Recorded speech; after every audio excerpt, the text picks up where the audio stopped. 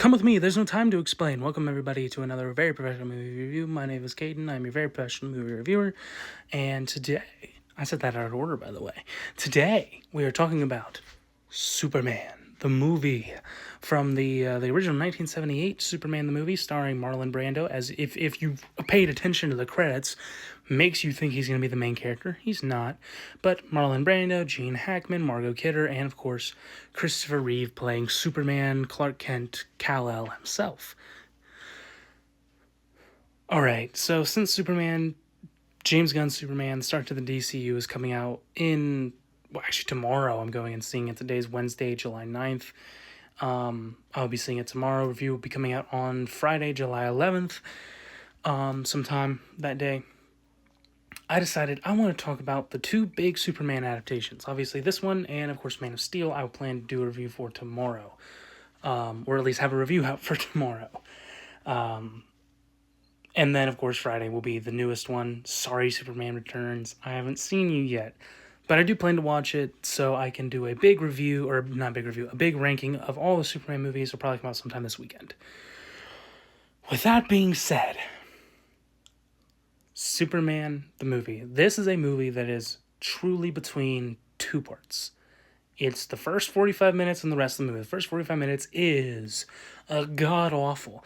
It's very bad. And I'm not talking, I know people will be like, oh, it's the 70s. What do you expect from, the CGI? It's not even this. It's not the special effects. It's none of that. That's not the problem I have with the movie. The problem I have with the movie is the writing. And if you're going to say something about the writing, no, The Godfather came out in the 70s. So, yeah, no, you kind of have no credence here about the writing of a movie. Because there are better movies written in this decade. Obviously, I'm not trying to be like, oh, The Godfather, was better. Because, duh.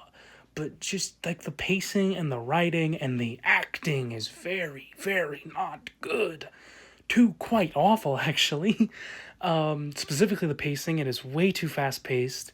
Marlon Brando is in full I don't give a fuck mode, and all the actors are just trying other than him, and they're not good. Except for I can't remember his name, but the guy who plays Zod actually is quite good. He's the only one really in that first 45 minutes I was actually impressed by. Again, it's such an all over the place thing. The only consistently good thing about it is the score, because John Williams is a god amongst men, and he's so good at his job. I aspire one day to be like him at anything because he is just the best. He is the best ever to ever do it for movie scores.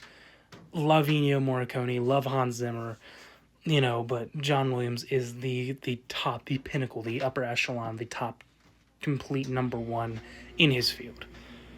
And that does continue for the whole movie. That is one thing I will say consistently through the entire movie is incredible, is John Williams' score is perfect. The flying scenes are made so much better by this. Literally, only other thing, this is kind of crazy to think about, the only other thing I can think of to rival it in terms of just the majesty of a flying scene and to get you going is the test drive theme from How to Train Your Dragon. Because that is such a great theme for flying as well. It makes you feel like you are flying, Man, this movie is terrible for the first little bit. And then something happens, and that something is Clark Kent grows up, finds out about his heritage, and Christopher Reeve comes in.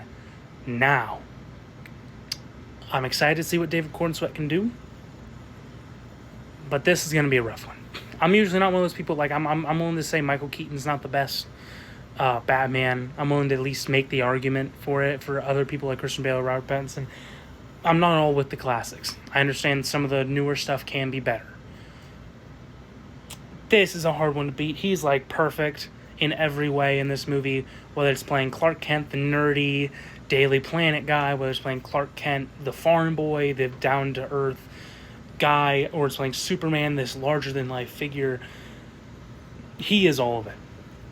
He is all of it. The only thing is you lose a little bit of his humanity in it, which, what are you going to do, right? I don't think it really matters, truly. I just think he's phenomenal in all of it. And the same thing goes to Margot Kidder. She's great as Lois Lane. And same thing goes for Gene Hackman, who plays Lex Luthor, which comes to one of my problems with it. I wish we got more Lex. there's not much Lex in this movie, and that's upsetting. Especially because A, how good Gene Hackman is as Lex, and B, as well as like just how fun of a character Lex is in this movie. How just like evil, the criminal idea. It's fun. I wish there was more attention given to him through the plot, and so we could get more of Gene Hackman, really, because he is so good. May he rest in peace. Most everybody in this movie's dead, sadly, and that makes me sad.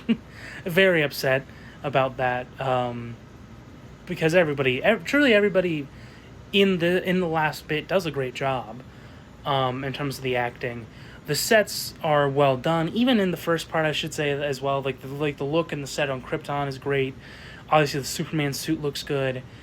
The writing and the pacing is so much better and makes a lot more sense. The pacing is still a little wonky, but not near as bad as the first 45 minutes. But man, that first 45 minutes really brings this movie down. And admittedly, it's not a perfect or exceptional movie through its last two-thirds. It's good. It's good for what it is, but there are definite like things that could be better about it. And that's not just a special effects problem. Again, like I said, the pacing, I wish we got more time with these characters.